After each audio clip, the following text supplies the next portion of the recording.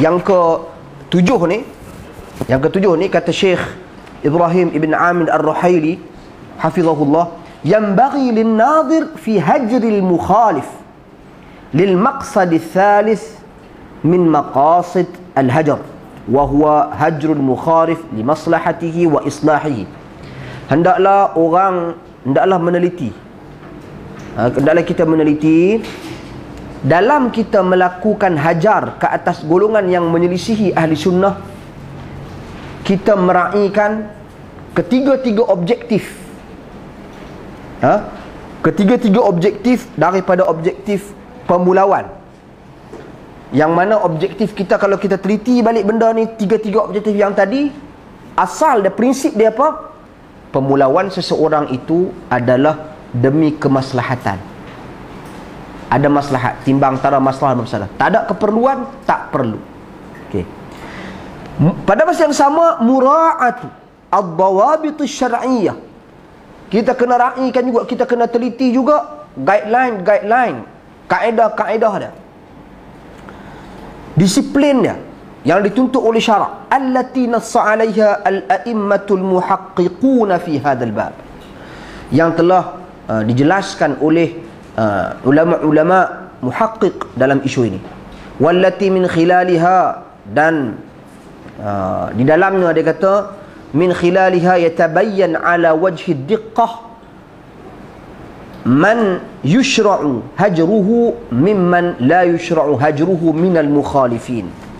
Yang mana jelas, kiranya kita teliti secara terperinci, secara detail, maka kita akan dapati siapa yang berhak untuk kita pulau dia, sesiapa yang tidak berhak untuk kita pulau dia daripada kalangan golongan-golongan yang menyelisihi ahli sunnah.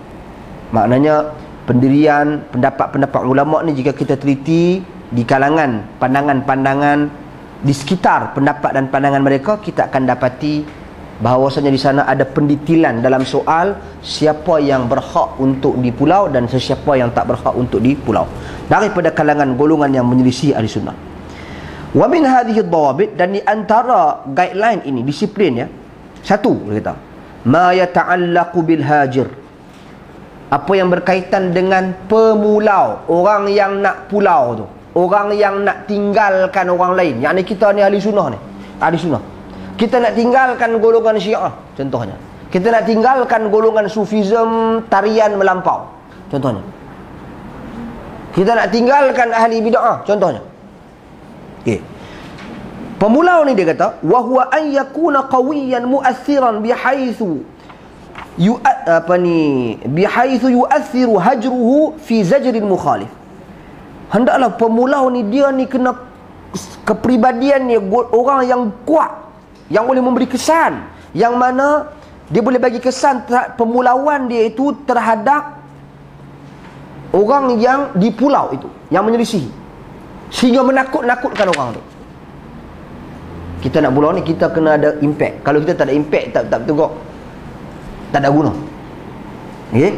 Dia kata amma adapun in kana dha'ifan, kalau dia tu kepribadian dia, pribadi itu lemah, lekeh, okey, fa inna hajrahu la yuaddi al-gharad, pemulauan dia tu takkan mampu untuk mencapai objektif dan tujuan. Balik pada tujuan tadi ni, tujuan dia apa? Nak ada kesan, nak ubah orang tu, nak ajak dan didik orang tu, nak takut-takutkan orang tu, nak takut-takutkan orang lain daripada mengikuti dia. Okey. Dan dia kata wa hadha idza kana al-maqsud min al-hajr huwa ta'dib al-mukhalif. Ni dia kata, sekiranya tujuan untuk pulau itu adalah untuk mendidik orang yang menyelisih ahli sunnah, dia kata amma in kana al-qasd huwa an-nadhar li maslahati al-hajir bihaitsu yukhsha alayhi ad-darar fi dinihi min mukhalatati al-mukhalif falahu an yahjura kullu man yatadarrar bi mujalasati wa mukhalatatihi kama taqaddam taqrir dhalik. Dia kata sekiranya tujuan, dia kata tujuan kita pulau dia untuk mendidik dia, maka dia kata kita kena tengok pertama sekali maslahah, kebaikan untuk pemulau itu, yang mana dia takut sekiranya dia tak pulau, akan mengganggu gugat pendirian agama dia, sebab dia bercampur dengan orang yang dia berselisih itu. Ataupun dia kata dia pulau kerana dia bimbang golongan-golongan lain terpengaruh dengan orang yang di pulau itu, orang yang tak di pulau itu. Terpengaruh apa? Terpengaruh dari sudut ikutan agama, apa yang dia ajak dan apa yang dia sampaikan. Dia bimbang orang lain. Balik pada dawabit tadi lah, balik daripada objektif asal tadi. Okey, jadi ini berkaitan dengan pemulau. Dia kena perhati benda ni, dia kena perhati guideline ni, seperti yang telah dijelaskan tadi. Kedua, dia kata ma yata'allaq bil mahjur, apa-apa yang berkaitan dengan orang yang di pulau. Kita kena teliti apa? Kena teliti. Kita kena tengok dawabit dia. Wa huwa an yantafi'a bil hajr bihaitsu yu'athir fi ar-ruju' ila al-haq. Hendaklah ada manfaat pemulauan itu yang mana dia bagi kesan supaya dia kembali kepada kebenaran. Amma idza kana la yantafi'u bihi, adapun sekiranya tak bermanfaat baginya, bal qad yaziduhu bu'dan wa inadan, bahkan akan bertambah baginya, dia lebih jauh daripada sunnah, lebih jauh daripada ahli sunnah dan lebih keras dengan ahli sunnah, fala yushra' hajruhu, maka tak disyariatkan kita memulau dia, tak disyariatkan. Wa hadha yarji'u, an ini kembali imma ila ma jubila alaihi ba'dun nas min al-quwwah wasyiddah wa adamul khudu', walau kana fi dhalika halakihi famithlu hadha la yantafi' bil 'uqubah wal hajar.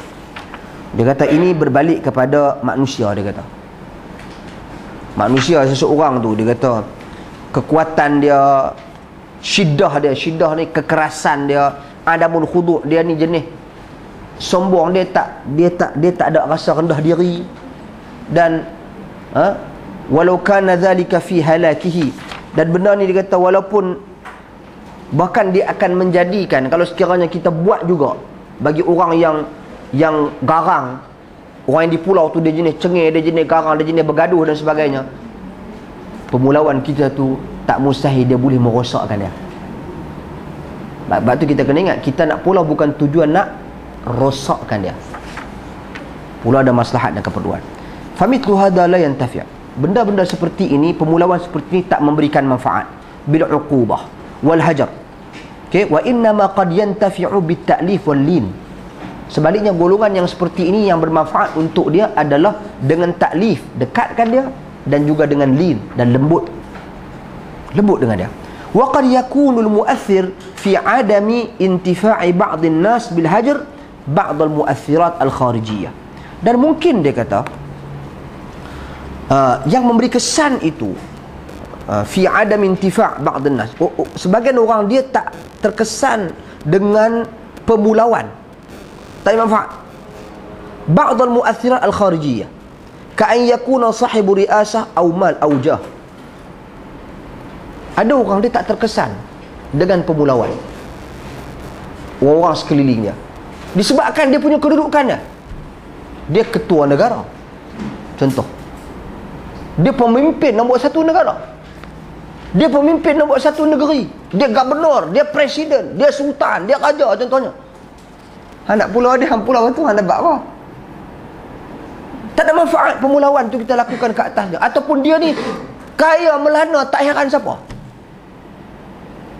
So tuan-tuan dan puan sekalian, famithlu haula la yantafi'una bil hajar, golongan seperti ini tak ada manfaat untuk kita pulau dia fil ghalib, pada kebiasaannya. Lima ya'taqiduna min istighna'ihim 'anil hajir idza ma hajarahum. Sebab apa? Sebab mereka ni dia tak memerlukan orang yang memulau dia tu. Dia tak perlukan kita pun. Sebab tanpa kita dia tetap boleh teruskan hidup, tanpa kita dia tak ada masalah. Okey. Walidzalika kana Nabi sallallahu alaihi wasallam, kerana itu Nabi sallallahu alaihi wasallam yata'allaf as-sadah al-muta'in fi aqwamihim wa ahlul jah. Sebab tu Nabi sallallahu alaihi wasallam, antara cara Nabi bersikap mendekatkan diri Nabi dengan ataupun berlembut dengan golongan-golongan yang menjadi ketua-ketua dan kepala-kepala kaum mereka. Golongan-golongan yang mana kaum mereka mentaati dia, dia dah pergi ikut dia sendiri. Nabi bersikap lembut dengan dia. Wa ahlul jah, orang yang ada karisma, dia dikenali dan dihormati, Nabi bersikap lunak dengan mereka. Seperti mana? Seperti Abu Sufyan, seperti Uyainah bin Husun, seperti Al-Aqra' ibn Hasib dan yang lainnya. Wa amthalu. Jadi kaedah Nabi SAW, dia nilai orang yang nak di pulau itu bagaimana dia punya kedudukan dia. Mesti buat penilaian. Sebab apa? Sebab kita nak manfaat ke atas golongan yang di pulau. Dan untuk kita ni, kita yang nak buat pemulauan ni, apa dia kata tadi, kita yang nak buat pemulauan ni, mesti kita ni kena ada kekuatan yang mampu memberikan kesan, supaya manfaat kita dapat. Balik pada objektif tadi. Kalau disiplin ni kita tak patuhi, tak penuhi dan tak ikuti, maka kita tak payah fikir tentang kesannya. Ni kita kena patuh disiplin. Persediaan kita yang nak pulau orang, kita kena ada kekuatan. Kemudian orang yang nak kita pulau itu, kita kena tengok, kita kena bezakan. Kita kena buat, orang panggil apa, kita kena segmentkan. Orang yang macam ni, dia berkata dia kaya, tengok, kita tak boleh ni, kita kena buat dengan cara ni. Orang dia memimpin, dihormati dalam negara, ataupun dia seorang tokoh ilmuwan besar, dihormati dalam negara. So kita kena ada kaedah dia. Okey. Kemudian berkata Syekhul Islam Ibn Taimiyah, dia kata rahimahullah, walihada kana an-nabiy sallallahu alaihi wasallam yata'allafu qauman wa yahjuru qauman akharin, kama anna ath-thalathata alladhina khulifu kanu khairan min aktsaril mu'allafati qulubihim lima kana haula kanu sadah muta'in fi ashairihim. Dia kata demikian Nabi SAW bersikap lemah lembut, mendekatkan sebahagian kaum dan memulau sebahagian yang lain. Seperti mana 3 orang yang mana tak pi perang, mereka ni sebenarnya golongan yang sangat khairan min akthar al-mu'allafati qulubihim. Mereka ni golongan yang sangat baik, dan mereka golongan-golongan yang lunak hati-hati mereka, dan mereka golongan-golongan terdiri daripada kalangan pembesar-pembesar yang dihormati dan dimuliakan daripada kalangan pengikut-pengikut mereka. Nabi buat apa dekat mereka? Nabi pulau mereka. 3 golongan ni, Ka'ab bin Malik tadi, Ka'ab bin Malik dan 3 orang yang tak pi turut serta dalam peperangan, kan? Mereka ni golongan dimuliakan. Nabi pulau mereka, bagi kesan tak pada pengikut-pengikut mereka yang lain? Bagi kesan. Sebab apa? Sebab pemulau itu Nabi SAW sendiri, yang lebih dari sudut syakhsiah, kepribadian, lebih tinggi daripada mereka semua. Dan Nabi buat bertindak seperti itu. Walaupun Ka'ab bin Malik dia ada kabilah dia sendiri, kuat mereka 3 ni, tapi Nabi buat juga pemulauan ke atas mereka untuk impak dan kesan ke atas pengikut-pengikut mereka. Okey, sebab tu nak kena perhati juga. Kemudian yang ketiga, ma yata'allaqu bi naw'il mukhalafah, apa yang berkaitan dengan jenis perselisihan itu. Perselisihan yang bagaimana? Penyelisihan yang bagaimana yang boleh kita pulau, yang boleh kita tinggalkan. Dia kata, falaisa hunaka naw'un minal mukhalafat yumkin an yuqal yahjuru 'alayha fi kulli hal aw la yahjuru 'alayha fi kulli hal. Okey.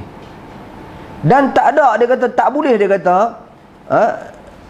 jika ada aja kesilapan, dia kata ada aja perselisihan, dia kata ada golongan yang menyelisih ahli sunnah wal jamaah, dia kata untuk kita kata tinggalkan dia semua benda yang dia buat, ataupun jangan tinggalkan semua benda yang dia buat, terima semua. Tak boleh kan? Tentunya. Dia kata kama yadhunnul ba'd annahu yahjur 'alal bid'ah dunal ma'asi. Dia kata contohnya seperti sebahagian orang yang menyangka kita pulaukan dan tinggalkan bid'ah tapi bukan pelaku maksiat. Ada orang dengar ahli bid'ah dia keras, tapi dengar ahli maksiat dia kawan. Oleh kerana dia punya pahaman dia, bid'ah lagi teruk pada maksiat. Maksiat ni tidak halal haram je lah, bid'ah ni dia mengelirukan. Jadi dia kawan dengan ahli maksiat, tak apa bagi dia, tapi dengan ahli bid'ah dia cukup keras, dia cukup tegas. Tuan-tuan dan puan-puan, salah kata Syekh. Au 'alal bid'ah al-mukaffirah duna ghairah, ataupun dia berkeras ke atas bid'ah yang boleh membawa kepada kekafiran, tapi bid'ah lain dia tak keras, dia tak pulau. Au 'alal kaba'ir duna as-saghair, ataupun dia hanya berkeras ke atas dosa-dosa besar tapi dosa-dosa kecil. Tak apa, tak payah pulang. Okey? Bal yushra' al-hajr 'ala kulli mukhalafatin walau kanat as-saghirah. Bahkan sebaliknya dikata disyariatkan untuk dilakukan pemulauan ataupun meninggalkan golongan yang menyelisihi ahli sunnah itu, walaupun dalam perkara yang kecil, dengan syarat. Habis lah. Dengan syarat. Idza kana al-mukhalif mimman yushra' hajruhu wa yantafi'u bidzalik. Sekiranya orang yang diselisihi itu, orang yang menyelisihi kita tu daripada kalangan bukan ahli sunnah ni, dia kata yang mana disyariatkan untuk kita memulau dia dan dia mendapat manfaat hasil daripada pemulauan tersebut.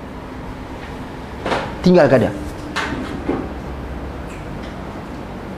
Contoh ada tuan-tuan dan puan sekalian, orang makan dengan tangan kiri, minum dengan tangan kiri contohnya. Contoh kecil yang sebegini. Tapi tak kecil lah, syaitan minum dengan tangan kiri. Kan? Tak kecil je, benda besar. Tuan-tuan dan puan sekalian, kita tegur dia banyak kali, dia tak heran. Ada sahabat saya dulu pernah buat sekali. Buat kat saya sendiri, saya bertulis tangan kiri, tak payah nak ubah lah. Jadi bila tangan kiri duk guna selalu, dia penggunaan tangan kiri itu satu kebiasaan. Minum pun tangan kiri. Tapi cara sahabat saya ni, dia balun saya memang dahsyat lah. Kita pegang-pegang gelas tangan kiri, setan. Setan. Mana itu bukan cara yang lembut tu, tapi cara tu berkesan. Sampai hari ni saya teringat bila pegang tangan kiri lah. Setan lah. Sampai hari ni kita teringat itu. Jadi ada cara macam tu. Walaupun benda tu tak bila kata tiru setan ni, kita jangan ingat tu dosa kecil tu. Tiru setan ni maknanya tu kabair, dosa besar. Tiru setan ni. Tapi bila ada sarair, dosa-dosa kecil, tuan-tuan dan puan sekalian, seperti orang kata apa, dosa-dosa kecil ni kita nak bagi contoh pun ni. Tuan-tuan dan puan sekalian, apa dosa-dosa kecil contoh? Pada? Cuba bagi contoh dosa kecil. Jam tak dia bagi. Apa dah? Tengok TV kan? Tengok aurat. Tengok aurat dosa kecil. Dosa besar. So kita dosa kecil. Jam. Tak payah parking. Tak payah parking mana? Tak taat pada pemerintah. Bawa kita laju ke, tuan-tuan dan puan sekalian. Jadi hal-hal yang seumpama dengannya lah. Okey. Dan kemudian kita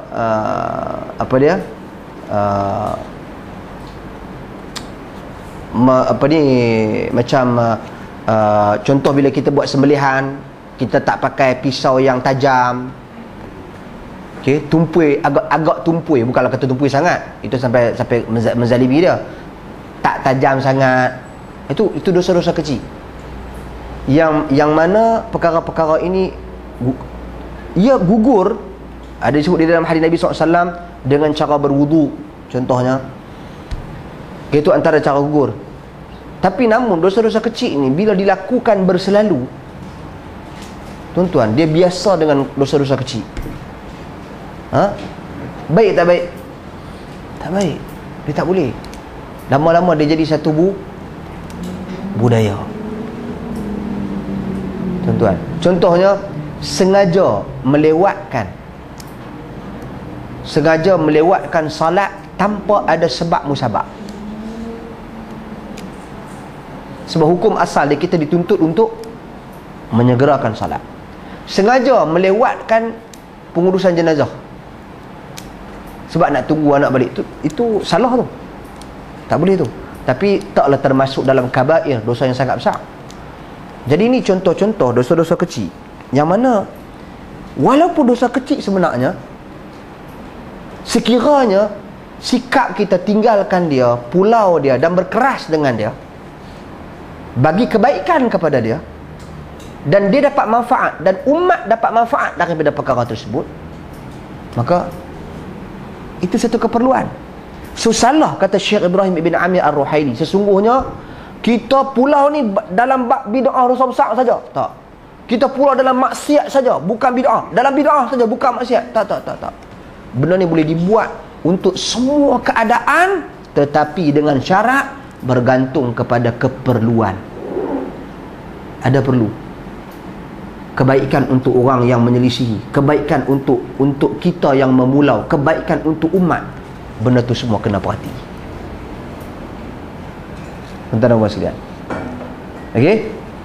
Dan kemudian dia kata, "Famadarun nazar fi hadhihi al-mas'alah ala intifa'il mukhalif bil hajar min adamihi duna an-nazar fi hajmi mukhalafatihi." Ni poin besar ni dia kata. Fokus dia kata, titik tolak dia kata dalam isu ini dia adalah, dia kata, sejauh mana orang yang kita selisihi dia itu dapat manfaat daripada pemulauan itu tanpa dilihat kepada saiz kesalahannya. Dah kalau macam tu, kalau dia buat kesalahan kecil, kita kata tak apa, boleh, tak apa. Boleh kan? Tak boleh. Tetap salah. Salah. Cuma kaedah dia bagaimana?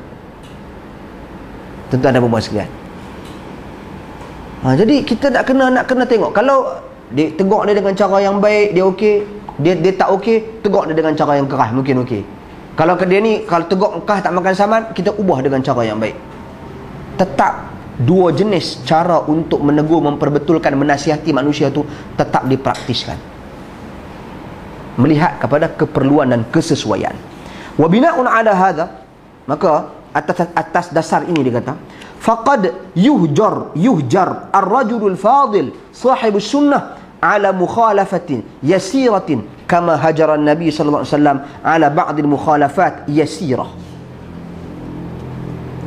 Tengok ni dah. Dia kata, atas dasar ini dia kata, sesungguhnya lelaki yang baik yang mengamalkan sunnah boleh dipulau, boleh ditegur secara keras, boleh dijauhi, dia kata, kerana kesalahan-kesalahan yang kecil. Betul kan ni? Ya. Seperti mana Nabi SAW, kama hajaran Nabi SAW ba'du ashabihi ala ba'dil mukhalaf yasirah. Seperti mana Nabi pernah memulau sahabat dia, sebahagian sahabat dia, atas sebab kesalahan-kesalahan yang kecil. Contohnya dia kata, katarkihi sallallahu alaihi wasallam raddus salam ala Ammar ibn Yasir radhiyallahu an hina tukhallaqu biza'faran. Dia kata apa? Seperti mana Nabi meninggalkan ucapan salam, tak mau jawab salam. Oi, beri salam sunat, jawab salam. Nabi tinggalkan, Nabi tak jawab salam. Sebab apa? Sebab dia pakai za'faran. Dia berhias dengan za'faran. Za'faran ni perhiasan yang bagaimana? Dia mengeluarkan warna. Tuan-tuan dan puan sekalian, zaman Nabi SAW, lelaki dia pakai tib, pakai wangi-wangian, wangi-wangian yang sangat-sangat wangi. Perempuan, dia perhiasan dia pakai za'faran.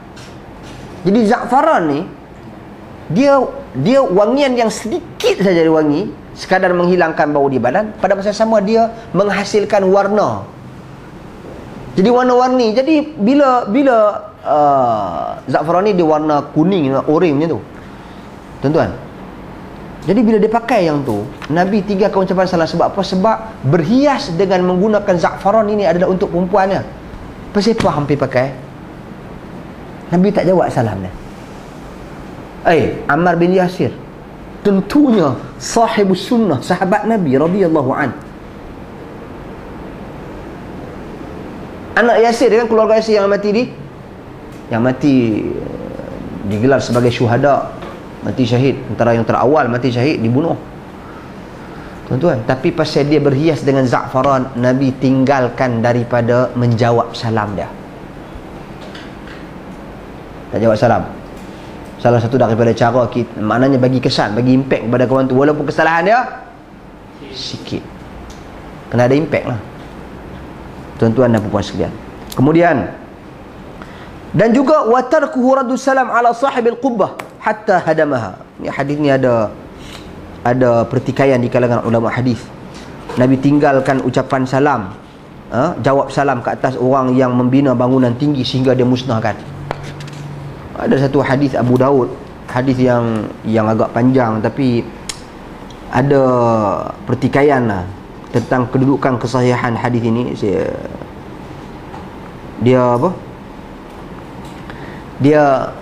Kisah dia bina bangunan tinggi. So Nabi tanya, siapa tuan ni?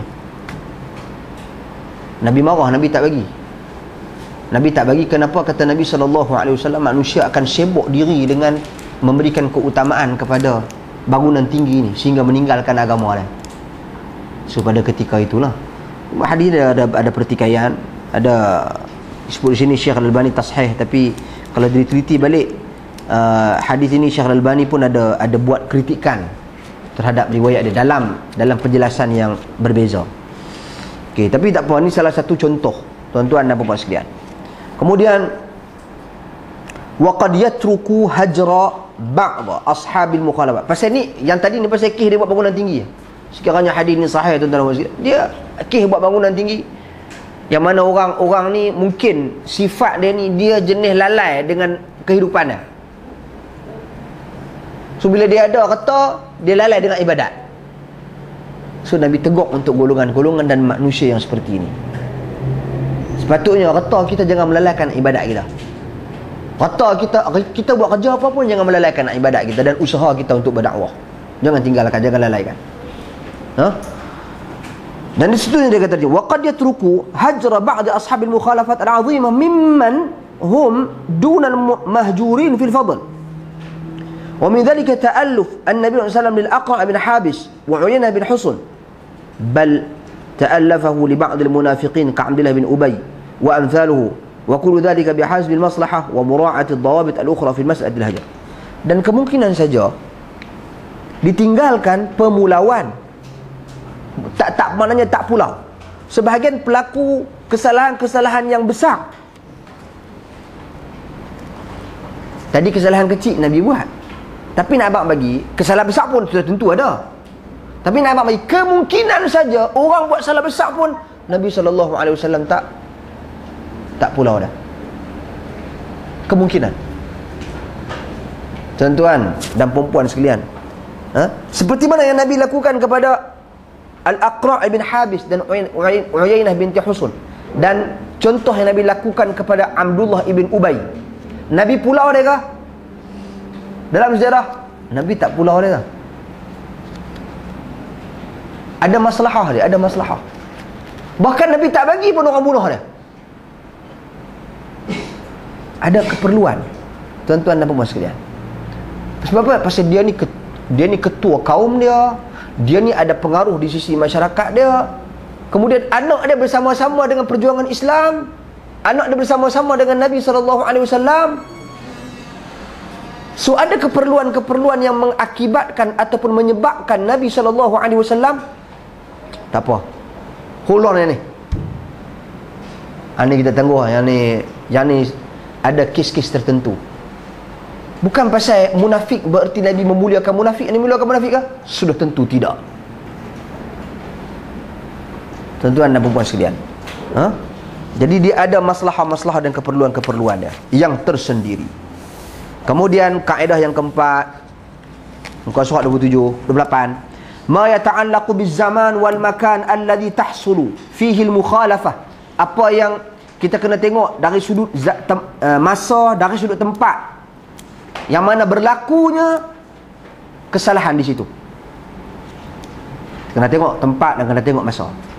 Cuba dia kata, fayufarriqu bainal amakin wal azman allati takthuru fiha al mukhalafat wal munkarat wa taqwa syaukat ahliha. Wa bainal amakin wal azman allati taqillu fiha al mukhalafat wa tad'afu syaukatu ahliha. Okey, dia kata sini ya. Bezakan antara tempat dan juga masa yang mana tempat dan juga masa tu sekiranya banyak kesalahan-kesalahan dan kemungkaran-kemungkaran, sedangkan dia kata dan penduduk ataupun penghuni tempat tersebut ataupun pada masa itu, orang pada masa itu ada takwa. Kesalahan banyak, kemungkaran banyak, orang di tempat tu tapi takwa dia tinggi. Okey? Dan dengan tempat dan juga masa zaman yang mana kurangnya kesalahan tetapi lemahnya iman ataupun kekuatan, minta maaf, yang tadi ni kuat dia punya bukan ketakwaan menunjuk pada ketakwaan. Takwa syaukati alihah ni dia punya kekuatan,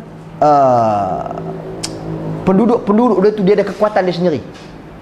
Dengan satu lagi, kesalahan sikit tak banyak pada masa tu dan juga pada tempat tu, tetapi penduduk ataupun penghuni pada masa itu, pada tempat tersebut agak lemah, dia tak kuat. Bezakan keadaan ni. Dia kata lagi, penjelasan pada ni, fa in kanatil ghalabah fi zaman wal makan li ahli sunnah, sekiranya pada zaman ataupun pada tempat tersebut, zaman itu zaman ahli sunnah ramai, kekuatan ahli sunnah, tempat tu tempat yang ramai ahli sunnah, kuat ahli sunnah, fayushra'u al-hajr ma'a mura'ati dawabitil ukhra, maka kita dituntut untuk memulaukan. Pasal ramai ahli sunnah, pulaulah kesalahan tersebut, pulau pasal ramai ahli sunnah. Okey? Dan dia kata li'annal mukhalif da'if, kerana apa? Kerana orang yang buat salah tu dia sikit, dia lemah. Fayahsul lahu az-zajar bidzalik, maka kesan zajar tu, kesan menakut-nakutkan dia akan berlaku pada dia. Seperti mana Allah sebut tentang Ka'ab bin Malik yang di pulau bersama dengan dua orang kawan dia dalam peristiwa tak hadir ke peperangan Badar yang kita sebutkan tadi. Jadi maknanya dia dapat nampak macam ni ya. Kalau tempat itu satu tempat, satu lagi masa, tempat ni ramai ahli sunnah, dan ahli sunnah dia takwa, dia kata syaukat ahliha, dia ada kekuatan ahli sunnah kat kawasan tu. Sama ada jumlah dia ramai ataupun kekuatan mereka ada kat situ.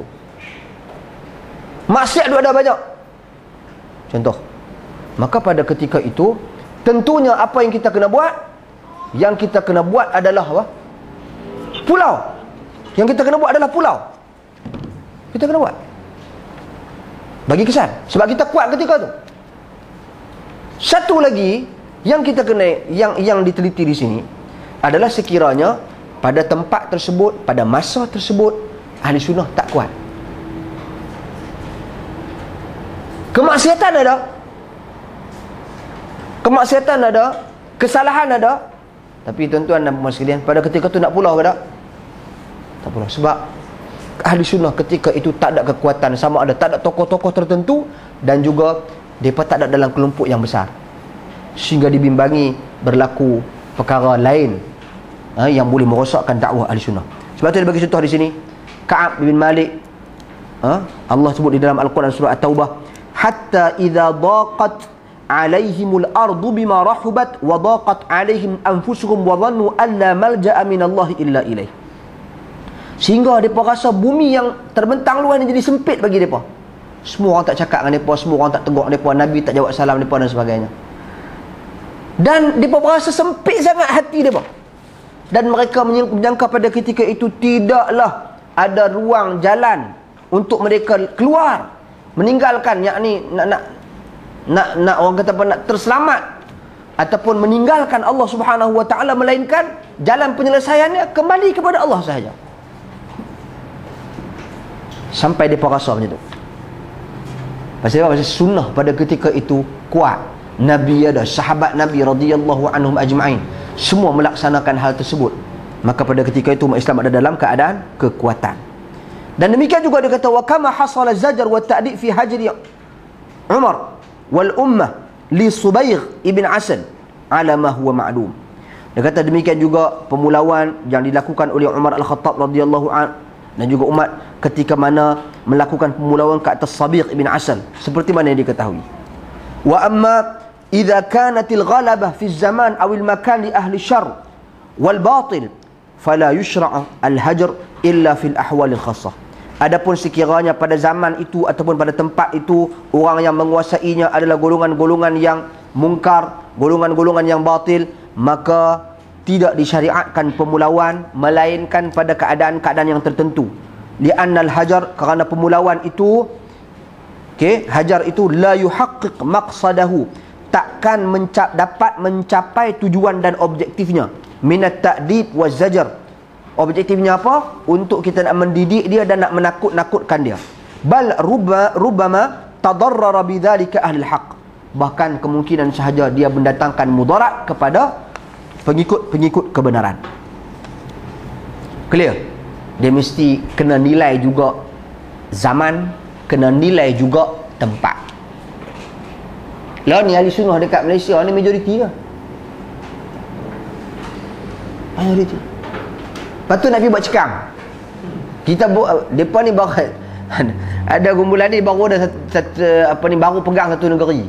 Kita pun alhamdulillah bersyukur kepada Allah Subhanahu Wa Taala. Lepas tu kita nak tunjuk cekang kat negeri lain. Maknanya kami sini hampa awak. Tak payahlah gitu. Orang lain pun nak dakwah kat negeri lain juga. Tuan-tuan dan puan sekalian. Jadi sebab tu nak kena banyak berbincang, nak kena merapatkan balik silaturahim. Mungkin ada kesilapan dan tataruf lisan, kekerasan perkataan-perkataan yang kita ungkapkan. Benda-benda ni nak kena diluruskan semula. Dakwah kita ni mesti bukan sahaja dilihat, bahkan menepati nilai-nilai adab dan nilai-nilai akhlak yang tinggi. Ini tuan-tuan, ini saya kira benda yang perlu diketahui oleh setiap ahli sunnah. Dan kemudian dia bawa perkataan Ibn Taymiyah rahimahullah, walihadha yufarriq bainal amakin allati kathurat fiha al-bid'ah kama kathura al-qadar fil Basrah wat-tanjim bi Khurasan wat-tashayyu' bil Kufah wa baina ma laysa kadhalik wa yufarriqu bainal a'immah al-muta'in wa ghairihim wa idha urifa maqsud asy-syari'ah salaka fi husulihi aw salat turuq ilaih. Dahsyat.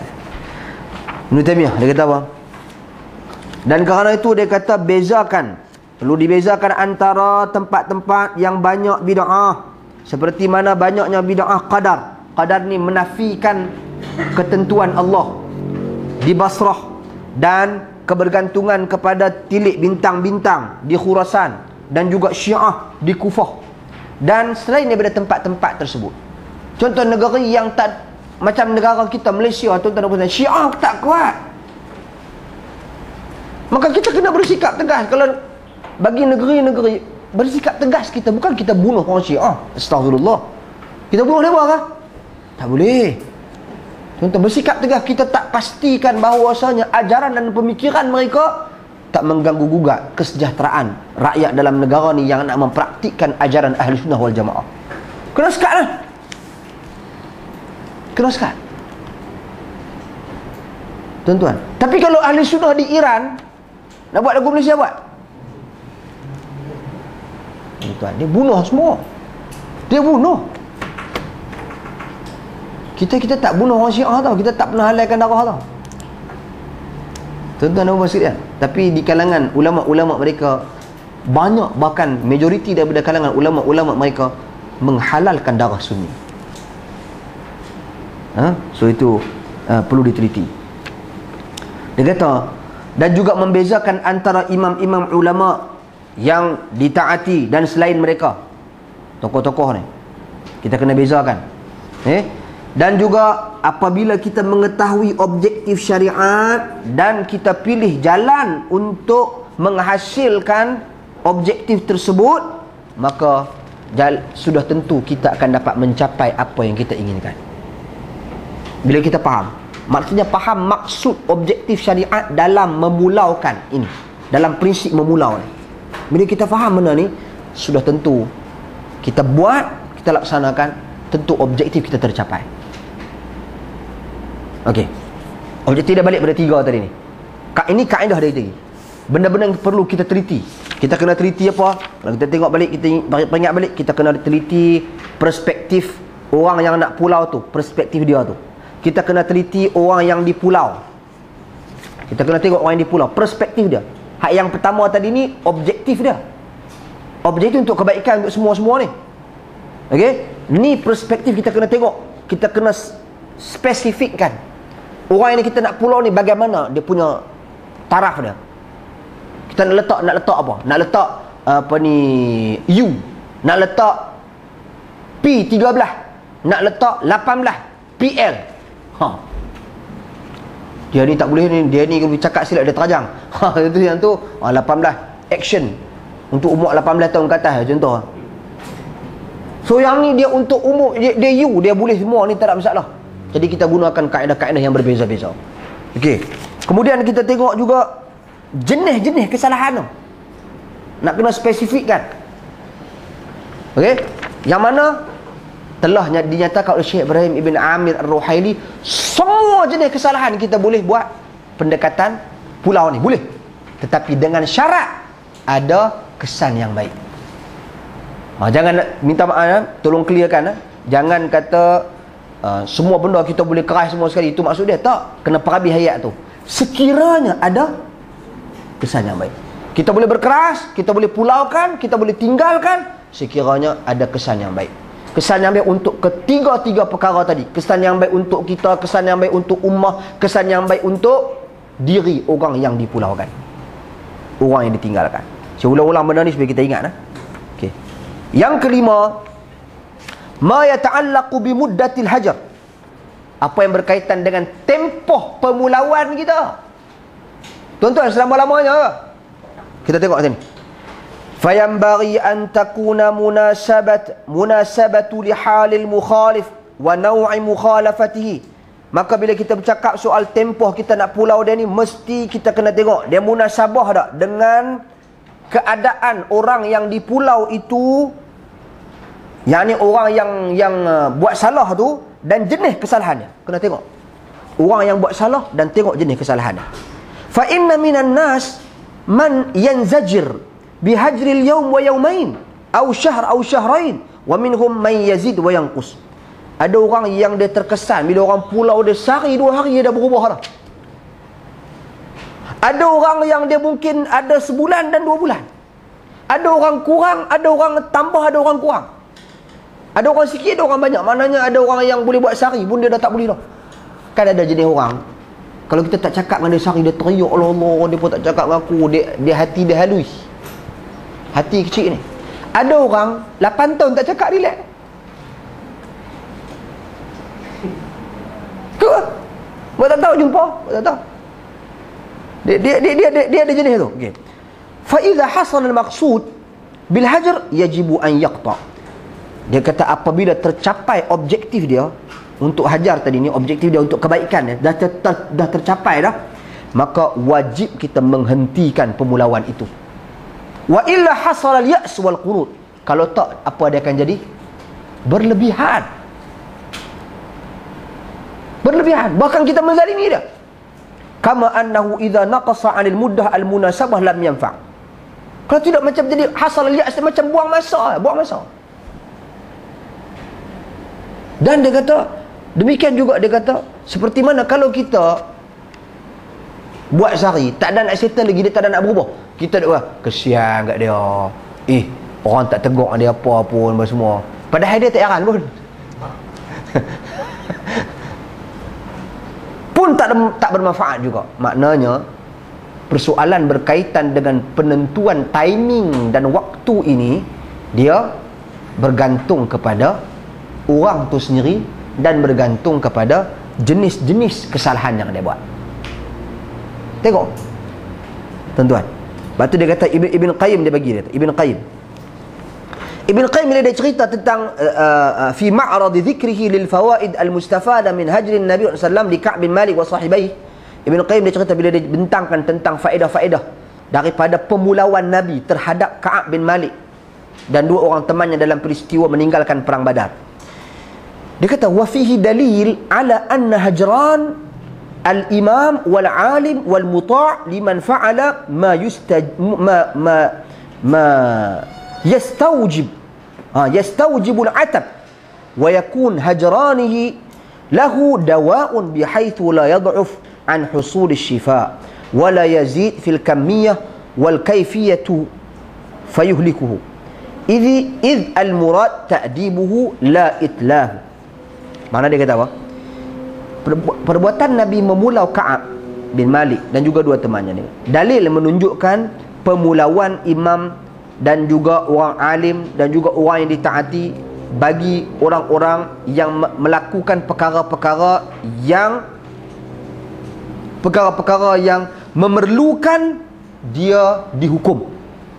Dan berlakunya pemulauan itu adalah untuk mengubatinya, bukan menjadikannya sampai dia tak dapat berubat, sampai tak mampu diubati.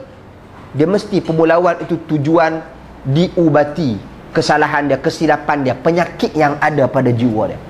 Itu tujuan dia. Jangan dipulau dia sampai dia tak mampu diubati. Kami kata. Dan juga jangan tambah kandungan kamiyah dia tu, ingredient dia jangan tambah lebih-lebih. Pulau tak kat mana perlu. Ini pulau nak kata, okey dah lah tak jawab salam dia, dah lah tak tegur dia. Nampak baling batu pula. Tak boleh. Hantar orang pi katok, orang pi pukul. Pulau takat mana perlu. Ini sampai anak ada, bini dia semua kita pulau. Apa pasal kaitan dengan anak dia? Apa kaitan dengan bini dia? Tak ada kaitan pun. Dia kalau kata dia salah, dia seorang saja kita kenakan. Okey, dan dia kata wal kaifiyah, jangan berlebihan dalam jumlah tu tadi ni, dan juga ingredient dia jangan tambah lebih, dan juga kaifiyah, cara tu jangan berlebihan. Ia akan memusnahkan dia. Sebab apa? Al-murad ta'dibuh. Maksud pemulauan itu adalah untuk mendidik dan mengajar dia. Kebaikan untuk dia, kebaikan untuk kita, kebaikan untuk ummah. Bukan itlaf, bukan nak menghancurkan dan nak merosakkan dia. Tak. Itu salah. Wallahu a'lam.